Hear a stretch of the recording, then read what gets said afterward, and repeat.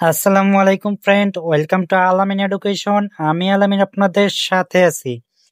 এইটা হচ্ছে আলফাতা কৃষি শিক্ষা প্রশ্নের সংক্ষিপ্ত প্রশ্নগুলোর অ্যান্সার। তোমরা যারা সংক্ষিপ্ত প্রশ্নগুলোর অ্যান্সার খুঁজতেছিলে, এইটা হচ্ছে সংক্ষিপ্ত প্রশ্নের অ্যান্সার। এই বক্সের মধ্যে যেটা প্রথমে আছে সেটা হচ্ছে 1 নম্বর প্রশ্নের অ্যান্সার।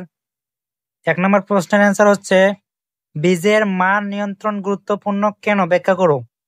বীজের মান নিয়ন্ত্রণ দ্বারা বীজের গুণাগুণ নিয়ন্ত্রিত করা যায়, বীজের বিশুদ্ধতা যাচাই করা যায়, বীজের আর্দ্রতা নির্ণয় করা যায়, এমনকি নমুনা বীজের মধ্যে কি পরিমাণ বিশুদ্ধ বীজ, ঘাসের বীজ, অন্যান্য শস্যের বীজ ও পাথর আছে তা নিরূপণ করা যায়।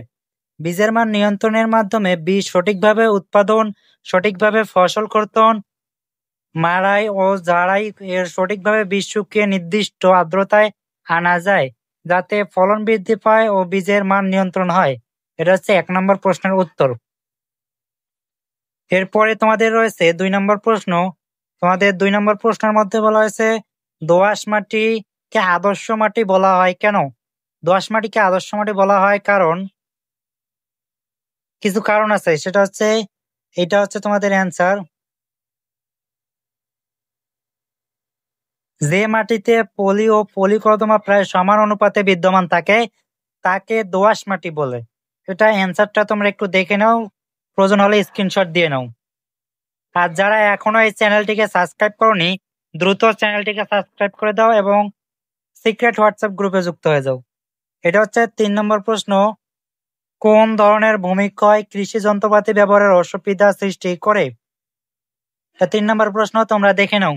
আর যারা এখনো ফেসবুক পেজে ফলো করোনি, তোমরা দ্রুত ফেসবুক পেজ ফলো করে দাও, কারণ ওইখানে এমন কিছু সিক্রেট কিছু দেওয়া হয় যা ইউটিউবেও দেওয়া হয় না। এরপরে আছে হে তৈরির জন্য লিগুম জাতীয় ঘাসের প্রয়োজন কেন। এটার অ্যান্সার হচ্ছে এটা। এরপরে হচ্ছে মৎস্য সংরক্ষণ আইন প্রণীত হয়েছিল কেন। 1950 সালে সরকার মৎস্য রক্ষা ও সংরক্ষণ 1950 প্রণয়ন করে। এরপরে হচ্ছে শাপলাকে নির্গমনশীল উদ্ভিদ বলা হয় কেন।